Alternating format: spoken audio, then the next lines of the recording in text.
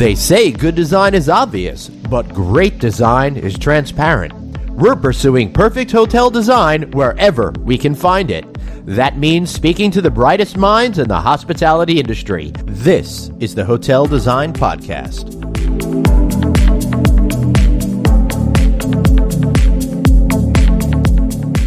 Hey everyone, Glenn here. Listen, these days it's all about LVT, right? Luxury vinyl tile. It's the number one choice in guest rooms for a lot of reasons, but of course, cleanliness and good air quality, particularly now because there's such a heightened emphasis on being clean. Now, my good friends over at Porcelanosa, they've been offering link floor for a really long time now, and it's a high quality LVT solution with the most incredible sound absorption I've ever not heard, right? So you got the cleanliness aspect, you got the sound absorption aspect. Now, to prove that, I had a chance to visit the architectural lab called Intertech in York, Pennsylvania, and I witnessed it myself. Porcelanosa, they've done the research to keep a guest rooms quiet.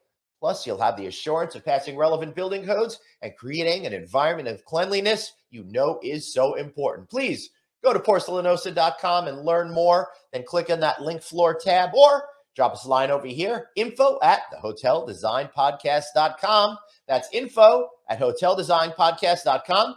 Let them know Glenn sent you. Thanks.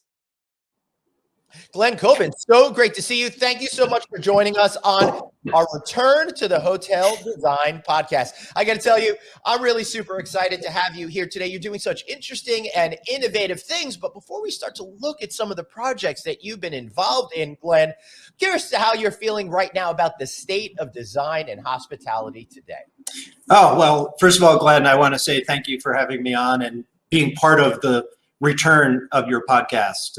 I'm a big fan of the show and a fan of yours. And we did just remember that we were on a panel together, 4 or 5 years ago. So it was really cool that we have worked together before. And it's so great to have you back today, especially as people are starting to get back to it and things are happening here in the hospitality business. So yes. So the positive thing, I'm the eternal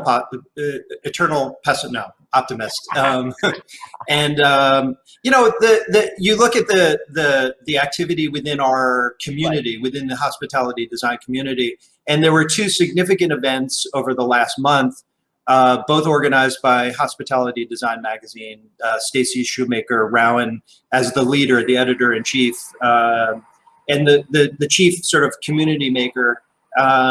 There was an HD Summit, which is sort of the leadership summit, which happened in Squaw Valley. And then the big trade show, which is called HD Expo, that occurred in Las Vegas 2 weeks ago, about a week and a half ago. So and people know where we're at. We're recording this at the beginning of September. And that's true, Glenn. Those two great things coming back. Plus, speaking about design, I got to go to the NEWH regional event down in Maryland. And that's how I started to reconnect with the design community. What was it like for you reconnecting with the design community at those events that you were just talking about? Well, I want to make clear, I did not go to those events, but I had members of my office attend those events. Great. And I got firsthand knowledge of just how excited and how vibrant the community returning to being together. I had actually attended a small gathering on Governor's Island a couple of months ago when restrictions were starting to be lifted. And, the hospitality design community is such a supportive group that is, worldwide. And wherever you go, whenever you come in contact with other hospitality designers, I like to say that we're a community of like-minded people, and we're not competitive. I mean, I believe there's so much business out there that we can encourage and be cheerleaders for each other rather than saying, oh man, how did you get that project? Why didn't I get that project? Glenn, you're the eternal optimist. I'm exactly the same way in business. I feel like there's enough for everyone to be a winner, but I think that competition probably keeps you sharp, makes you better. Well, it does. And there's some confusion within this competitive landscape, which results in, how do you develop a fee? And you have to be committed to what you believe your value is and what the value proposition that you're bringing to a specific client's project. And I've walked away from projects when clients have said, well, we have someone who can do it for less. And I'll say, well, that's good, go for it, because I know I cannot do a project and lose money. And and I'll say this in terms of mentorship, to learn a lot of these ideas. I was a principal at Rockwell Group. Now it's kind of strange to say this, that I left there 21 years ago, because I don't feel like I'm that old.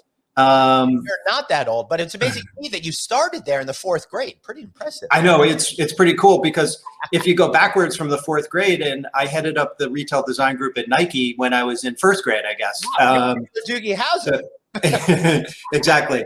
But, you know, and I think that where I feel my optimism comes from is working in different organizations that have a clear mission and a clear directive in terms of how they're going to deliver design. You know, design, I love design for design's sake. You know, I went to Cornell University, and it was an ivory tower. And it was, for those who have read The Fountainhead, it's all about architecture with the capital A. It was Howard Rourke, it's my way or the highway. And I admire architects that have the strength of vision to basically say, this is what we're going to do. I'm going to swerve, bob and weave a lot here. Right. We recently completed a project for Columbia University. It's a food hall project in a Renzo Piano building. Now that's a starchitect, right? I mean, Renzo Piano, like, holy shit. I'm working in a Renzo Piano building.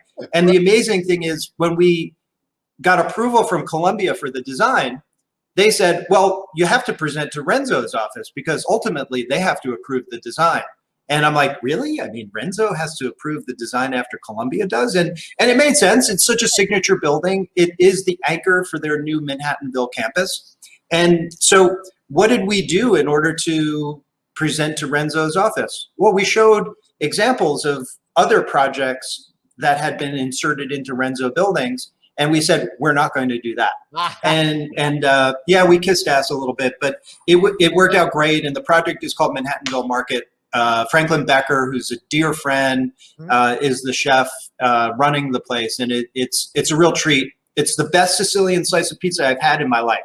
Wow. And hold on, breaking news here. That is pretty serious, particularly for a guy that's in New York City, and there's so much great pizza around. Oh, I mean, you have to try this. It's Benny Casanova's. It's a little pizza joint within the Manhattanville Market, and the crust you take a bite and you gotta go, oh man. And he was sitting across from me, and I'm like, I'm embarrassed, because I just want to sit here and like get grease all over my face and enjoy this thing. But it really was a spectacular slice of pizza. But, you know, working with some of these very strong visionaries, right? You know, working with David Rockwell, you know, it was really about the narrative.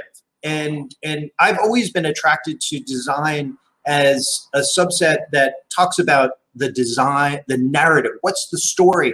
And if you go back to my Nike days, where we were essentially building 30, 40, 50,000 square foot stores that were selling full price Nikes.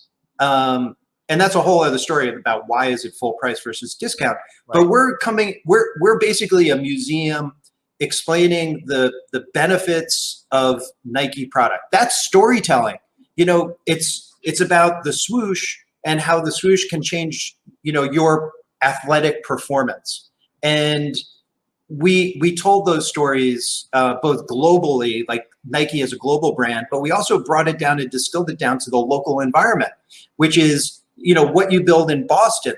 The sports stories in Boston are different than the sports stories in San Francisco or in Los Angeles. And that, to me, is what I love about architecture and design, and what I love about what I've been doing in terms of my progression, career path, and what I've been doing within my own firm over the last 21 years is really telling very specific stories about a project. You know, we did two well-known Italian restaurants in New York City, Del Posto and Carbone. They look completely different from one another, and yet it's the same cuisine, essentially. You know, one is Italian American and one is classic Italian. And and they look completely different. And there's no, I don't believe you can go into one of our projects and say, Glen and Company designed this.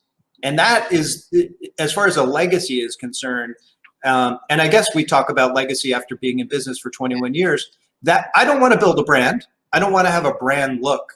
I want a legacy of projects that when people go into projects, they understand what the story is or what the stories are. It sounds to me that this is similar to a great character actor who vanishes into their roles. And then if you saw that individual on the street, you would have no idea that they were in a lot of your favorite movies because they become such a part of the scene. A huge compliment. So thank you. Yes, I agree with that. But maybe not Robert De Niro like, but no, but yes, all of those people that you see that you've been seeing for decades, for example, but you just can't pinpoint it. It's like that guy you see on the street goes, I think I know that person. I think I do, but I don't know where. So how does telling a great story really translate into the way design is created? In a few minutes, we'll go over some of these designs. But before we do that, how do you get into the story? How do you figure out the angle you're going to tell for each individual story and the projects they're associated with? Well, it's really an interesting process, and process is really the big word, and it's the way we go about solving these problems and developing the story. There has to be a commitment from the owner to be a part of telling that story. What is that thread? Now, certainly we're not, we are putting our own personality into this, but if you look at, again, using either Carbone or Empeon or a restaurant in the Grace Building in New York City, Gabriel Kreuther. Gabriel Kreuther is a perfect example of spending countless hours with Chef Gabriel and understanding what he wants to tell about his background. So the most beautiful part of that story or that restaurant is the bar stools, and the bar stools have a heart that's carved into the back of the bar stool. And if you've been to Alsace-Lorraine or you've been to Strasbourg, you'll know that during the day the shutters are closed. At different parts of the day, shutters open or shutters closed. And when the shutters are open, oftentimes you'll see a heart that's either embossed or carved into the inside of the shutter. I believe you could call it the pineapple of the world. But the heart is the symbol of welcome and hospitality in Alsace. And when the bar stools were arriving, I love telling the story that Emily, who is the lead sommelier at the restaurant, was doing training, and then she said, "Stop! Wait a minute! I've never seen a bar stool that so completely communicates the chef saying, 'Welcome to my restaurant,' than that bar stool." And you know, it's things like that. At Carbone, there are antique police uniform buttons that we use for the banquettes in the back of the restaurant, because we were playing around with the idea of this dialogue between a mobster, gangsters, not mobsters, gangsters, and police. So the banquette looked like the navy blue of a police uniform overcoat, and we literally bought the buttons off of eBay. And I'd say maybe 1 out of 20 or 25 people actually see it.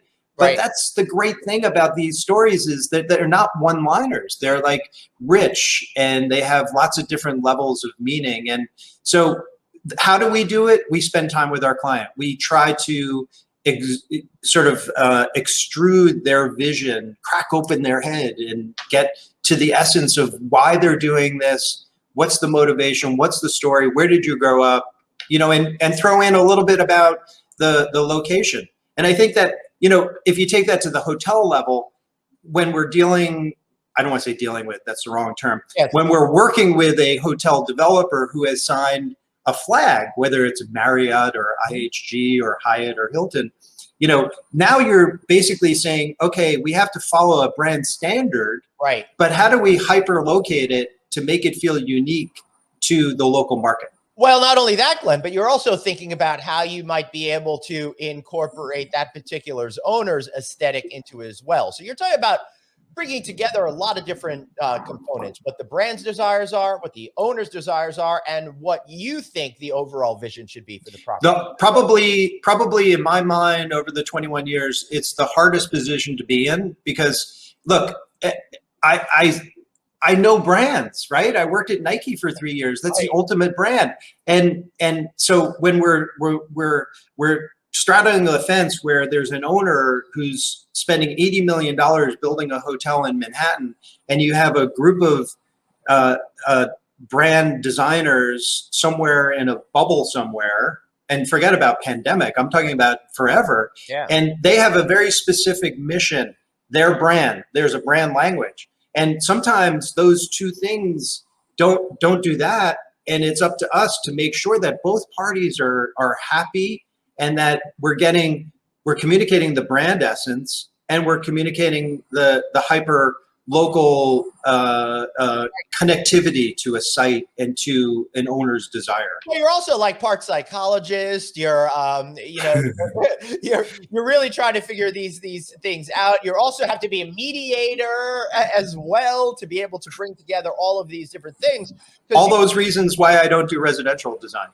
Which makes a whole lot of sense. That's a whole big challenge over there. Let's discuss some of the projects. You Adelphi, Saratoga. I love Saratoga. It is such a special place in New York State that's got a very definitive feel about it. So at the Adelphi Saratoga, how did you approach that particular project? So the Adelphi was it is the last remaining Grand Dame hotel in Saratoga Springs. So in the 1850s to 60s to 70s, and this one was built in 1887, I believe. There were massive hotels that were built on Broadway, right, and some of the surrounding areas. And these were, Saratoga Springs was a vacation destination for people from New York City. Mm-hmm. Now it's a 2-hour drive. Yep. So this was just an amazing project. It's on the National Register of Historic Buildings. It was a 5-year renovation from beginning to end. We worked with a local architect, Dominic Ranieri, who was amazing. He was a historian.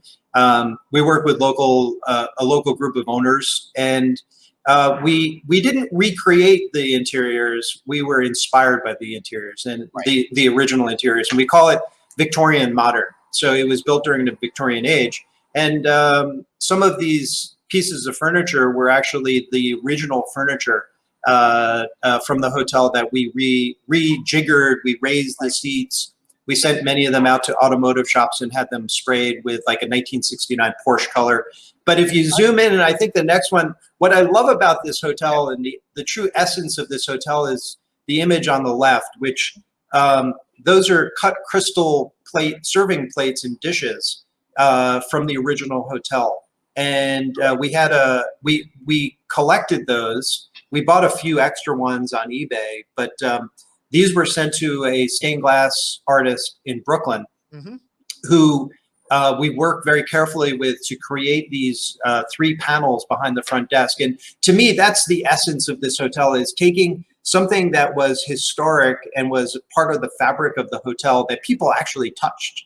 And now we're creating a backdrop for the moment that you first enter into the hotel. So I think that, one of the things that I really love about projects that we do, and my daughter actually pointed this out. Well, Dad, you do have a brand design. There's always a focal wall when you first walk into a hotel or a restaurant. And I said, yeah, I guess that, that might be a pretty much a signature move. So this one has these 3 glass, cut crystal glass panels behind the front desk. And it just sets a lovely tone for the entrance condition.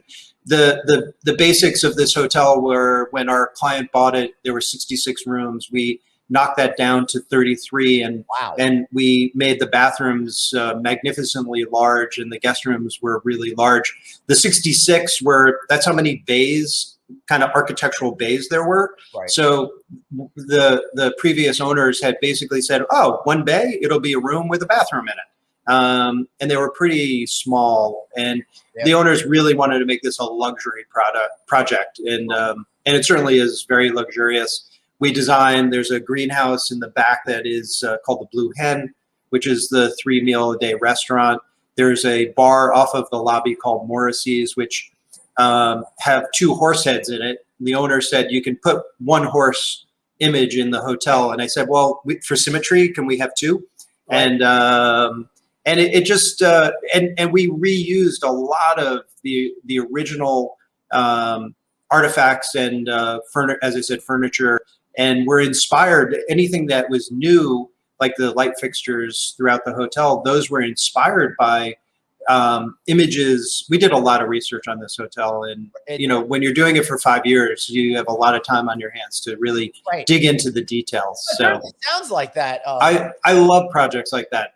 They're complicated. It's funny. I interview for projects, and someone said to me once, "Well, this is a 1,000-room hotel. I don't think your firm is large enough to design a 1,000-room hotel." I said, "Well, how many room types are there?" Right. And they said 3. And I said, "Well, look at the Adelphi. There are 33 room types." Right. So, I mean, I don't understand. It's you know what? Glenn, you don't want to take a project that's that simple. Maybe. Exactly. Yeah. And, I love these historic, these old, if the walls could talk projects. Yeah, I love it. And that's the next question I have for you. How do you successfully create something that honors the legacy of a particular property, but is really approachable and desired by a modern audience, particularly a luxury audience in this instance? Well, how do you do it is there's no secret sauce to it. It's paying attention.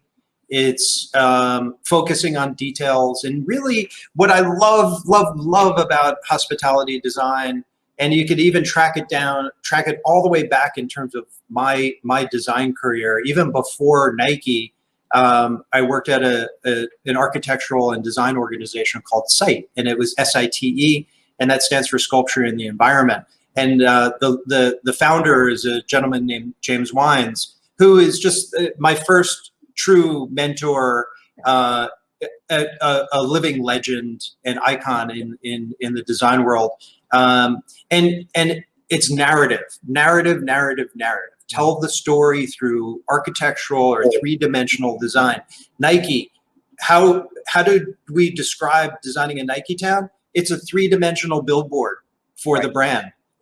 Rockwell, theater, right? The idea of walking on stage or setting a stage, setting a scene. So all those things get mixed into the stew. And what do? Hospitality design. What does it mean?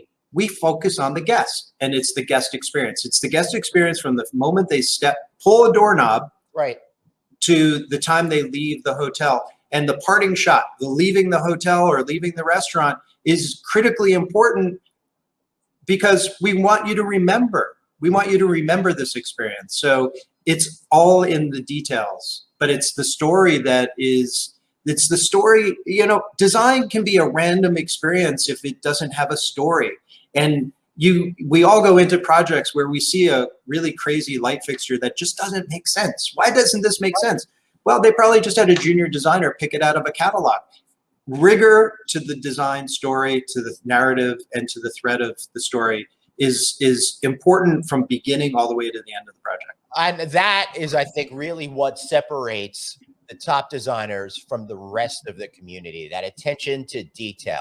Everyone's really good at what they do, but it's that last little bit, I think, that makes a whole lot of difference. And I got to tell you, we're going from a historic property to something that looks much more modern. Oh my gosh. Your invention of the Pestana property. Yeah, Pestana is a Portuguese company that bought the development rights to a hotel on East 39th Street. Right. This was a 25-foot wide building, and Gene Kaufman was the architect for the building. Mm-hmm. We love working with Gene and his team. Mm-hmm. What was unique about this is having conversations with clients about just how they've opened up hotels in Spain and in Portugal and in Paris and in Amsterdam. And I would show them drawings and renderings, and they'd be like, well, where's the desk? And I'm like, there's no room for a desk. Right. I mean, these rooms are so small. So we really had to become inventive about pieces of furniture that had kind of a dual purpose. Right. So it's a sofa that has an attached ottoman that can be moved around or spread apart. And then there's a little C-shaped table that can be used to have a little meeting or have a meal. the anti-clutter. There's a no closet, but there's a mirror that swivels, and I don't think it shows in these photographs. But the backside of it has hooks, so you can turn it very easily. And how do people know that they? The client said, well, how do people know they can hang their things here? And I said, well, we put hangers on the hooks. Right. And they're like, oh yeah, perfect. That makes sense. And then the cool thing about this is we engaged a Portuguese textile designer, because one of the really lovely things about Portugal, not only is tile work, but one of those elements that's pretty signature. So we created with this textile design firm a custom throw that brings a little bit of purple into the room, but you can't see it on these photographs, but it's actually a tile pattern. So it's this dialogue between soft and hard, like, oh, I can actually wrap myself in tiles, and it's pretty neat. How do you come up with ideas like this? How does that process work with you and your team? Again, it's the story. This was, how do we bring a little bit of Portugal to New York City? All right, so let me break this down, because it's simple yet also extremely complicated. So by creating that story, then all of the elements kind of reveal themselves. Is that kind of a way to put it? I think a better way of yes, it's a good way of putting it. A better way is that we don't want any decision to be random. So if we, like at the end of the project and we want to have a throw in the room, what are the options that we're going to have? Well, we can look at classic textile patterns. We could also remember that Mr. Pestana said, hey, I want to have Portuguese tile somewhere in our hotel. Right. So we need the leadership.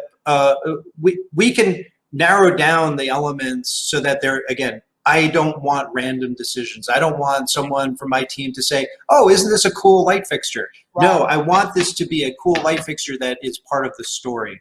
Right. And that's the discipline. This is part of the story because it's something that's important to the owner, but also culturally relevant to where it's located. And then you take something and put a little bit of a unique spin on it to create something that's different and catches the attention of the consumer. Well, the unique spin here is the specific tiles are actually New York-based images. That's so, cool. The tiles in Portugal do tell stories. So why don't we use the tile technique and say, okay, there's a tile panel of a bagel, and then there's a tile pattern of the actual intersection where the hotel is located. Mm-hmm. And so that's the neat thing, is that it's like the button in the banquette at Carbone. Not everybody's going to see it. Not everybody's going to get it. But there might be a moment where you see it and go, hey, I get it. That's pretty cool. Right. And it's kind of like Walt Disney's philosophy of putting a lot of stuff into an attraction so there's a re-rideability. This is like a re-eatability at one of your restaurants, where you keep discovering new things and your relationship with design grows over time. Yes. Right? Yes.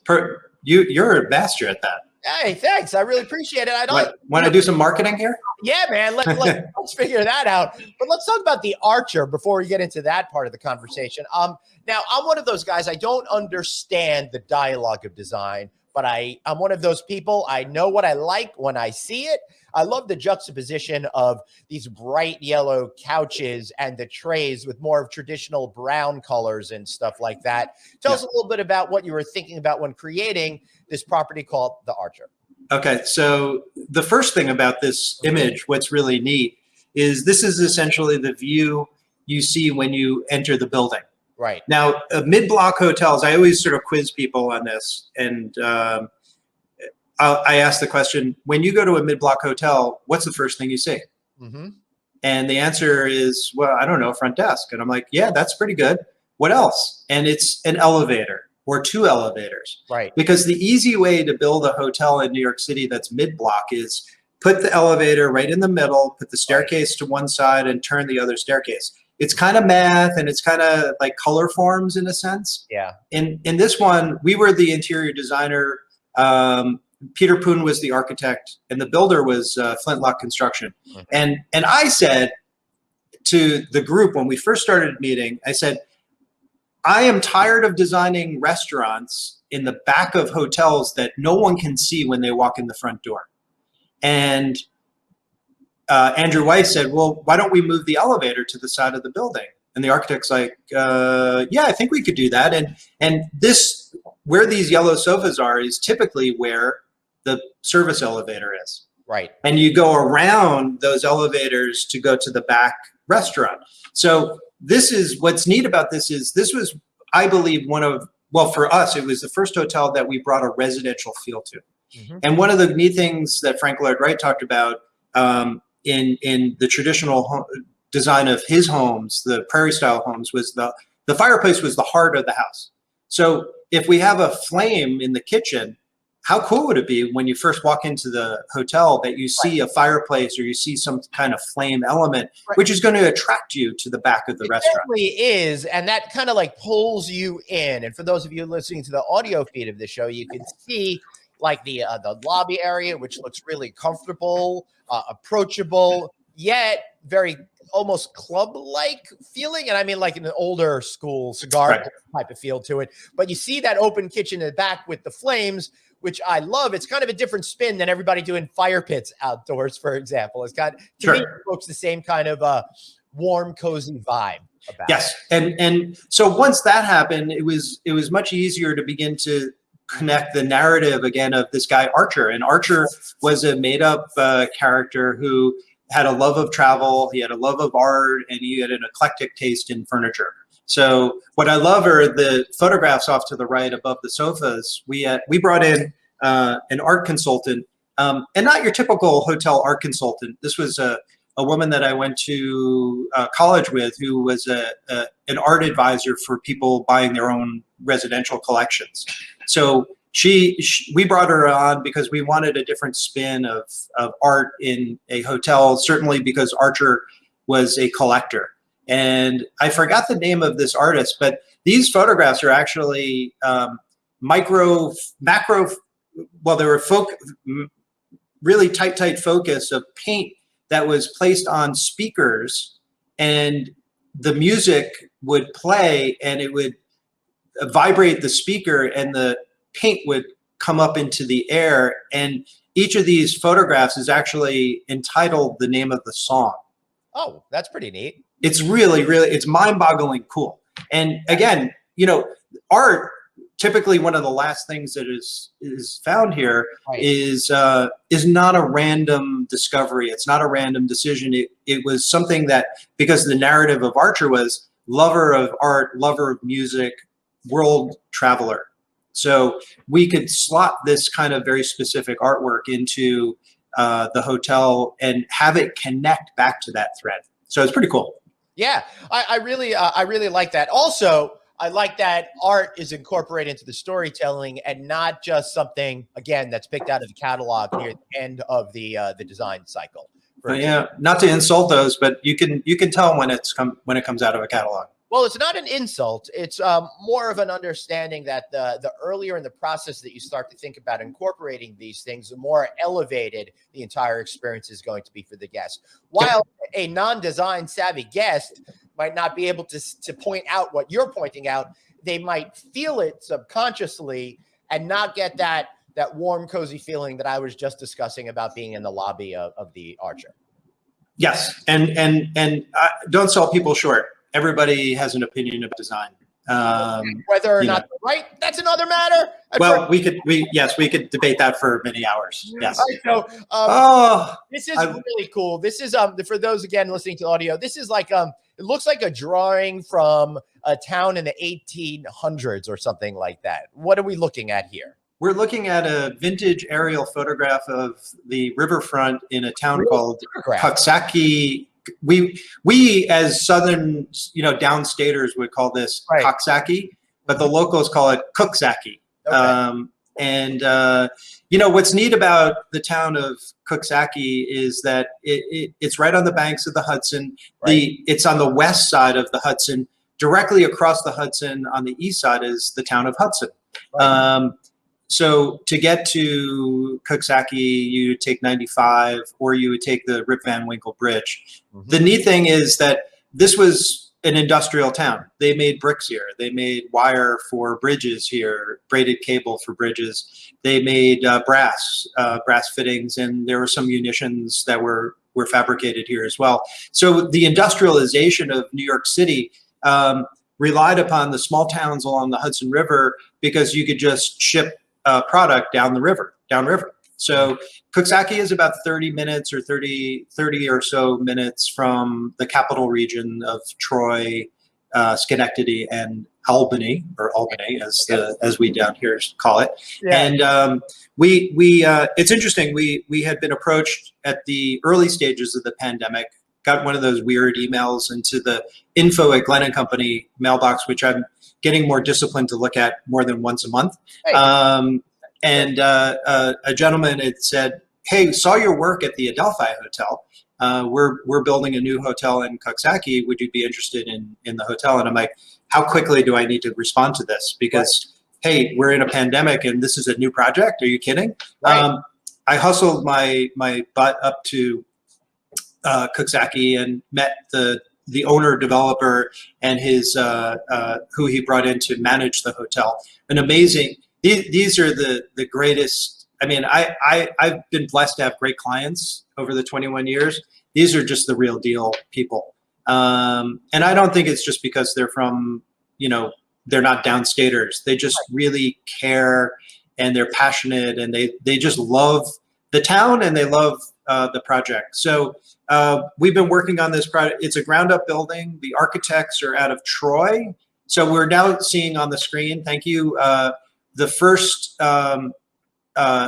this is the northern section of the hotel. It will be 46 keys with a rooftop bar and a beautiful lobby that has a meeting room. So what we're looking at is like a 4-story steel structure at this point, but it also looks like it's going to be connecting to an older structure. It's connecting to an older structure, which will house the spa, right, and the bridal suites.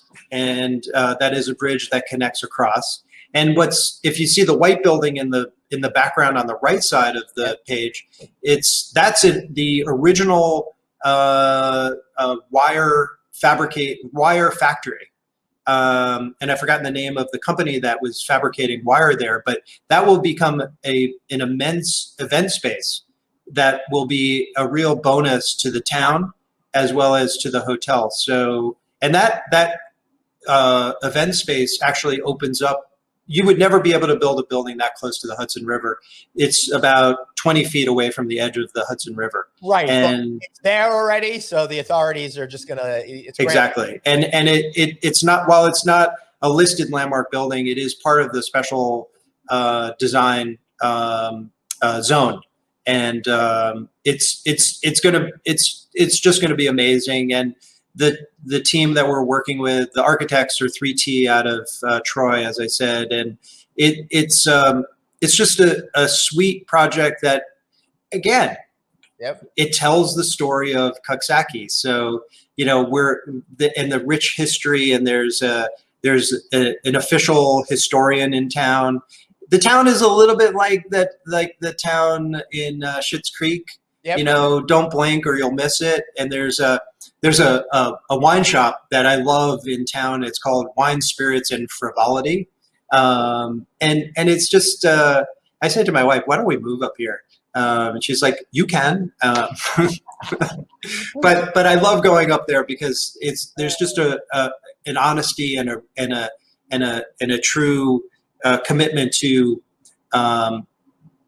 living life at its fullest and authenticity to it. So that original image of that aerial shot will be used, as well as a lot of really great artwork that we're bringing back and being inspired by. And the rooms will, the hotel, the architects have designed floor to ceiling glass, so uncluttered, a design that kind of gets out of the way in a sense from the surround, and we're not focusing on the design of like, oh, look at me, look at this. It's really about positioning the guests so that they can see the changing of the seasons, right, and see the Hudson River.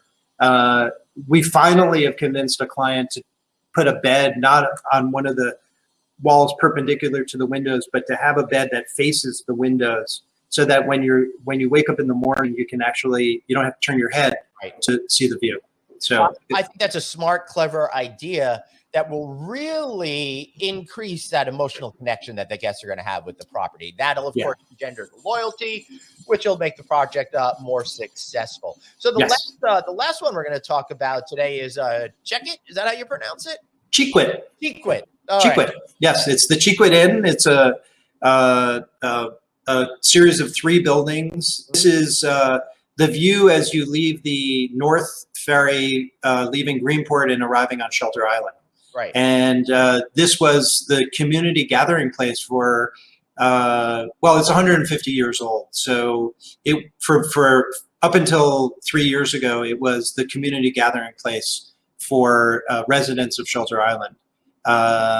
And it fell into a bit of disrepair, and a previous owner that turned their back to the residents and said it's only, the public spaces are only for guests of the hotel.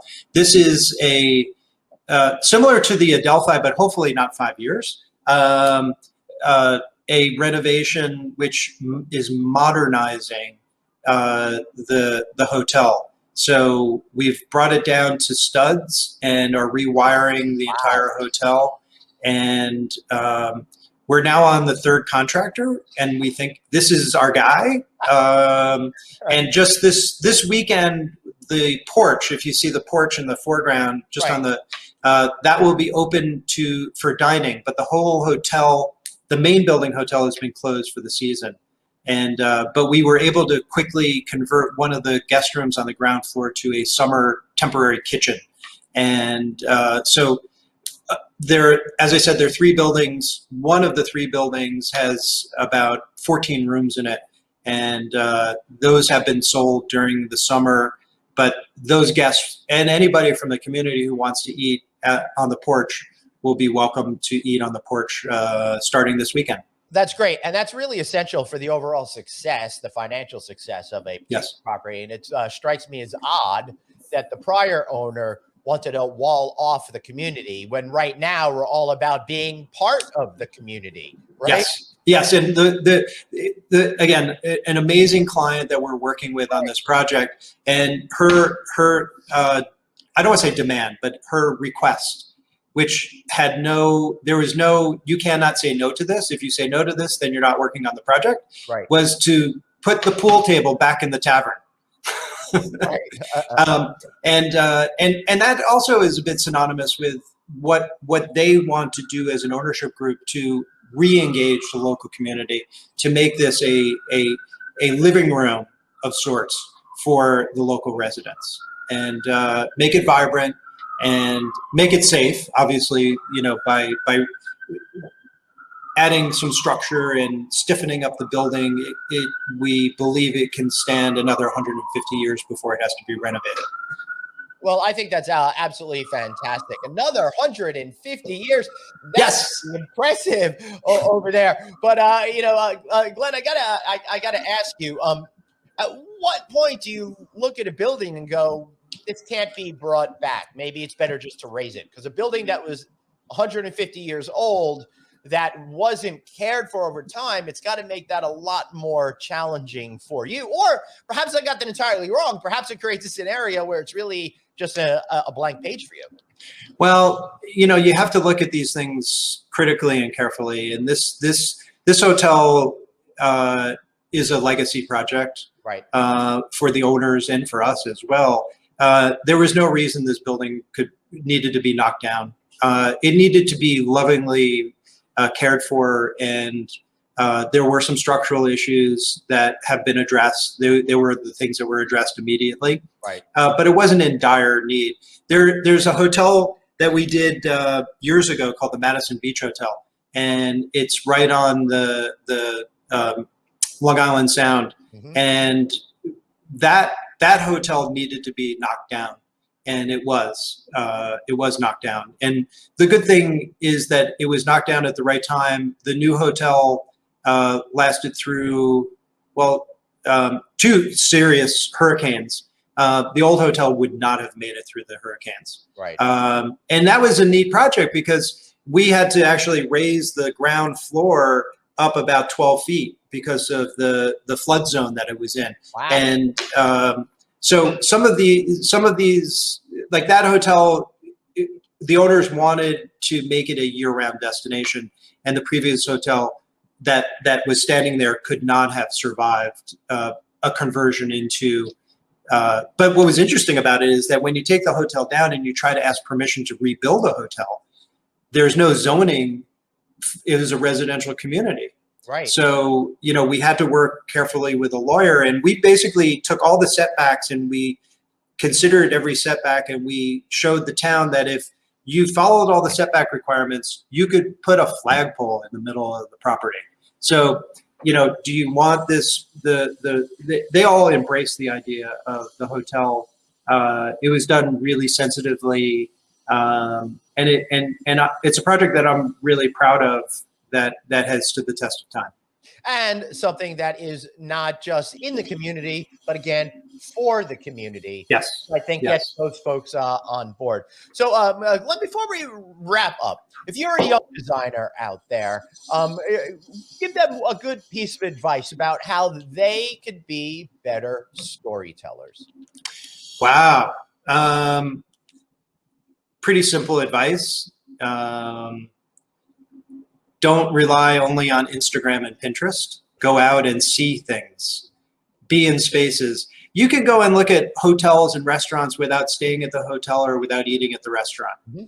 And you cannot design a space. Pinterest, right? Instagram. We all do it. We photograph our spaces. You've just seen a couple of photographs that we use. There's a whole world behind that camera. And you cannot design a space if you truly need to understand the guest experience. So be a guest, be a voyeur, go in and spend time in the spaces. And then the icing on the cake for that is when you're at a firm, ask for a set of drawings of one of those spaces that is local and look at the drawings, and then go back to the space and look at the drawings and ask questions. Because at the end of the day, design matters. Design is what we do for a business, but we have to put it on a piece of paper, and we have to have someone be able to read what those lines mean, and to know the meaning of a line is going to make you a better designer, a better architect. So the story, pay attention, but look at the details. Yes, I think that is absolutely right. Glenn, thank you so much for being here today. How can we learn more about Glen and Co? Well, I just said don't look at Instagram, but look at Instagram when looking up Glen and Company. Glen and Company on Instagram is Glen_and_co_architecture. I am at Glen Coben, all lowercase. Those are the two main things that we do. And now that you're getting more aggressive about checking email, find them at info@glenandcompany.com. And he's got one and I got two. Don't be confused with that. Glenn, thank you so much for being here. I really appreciate it. Thank you, Glenn. Have a great weekend.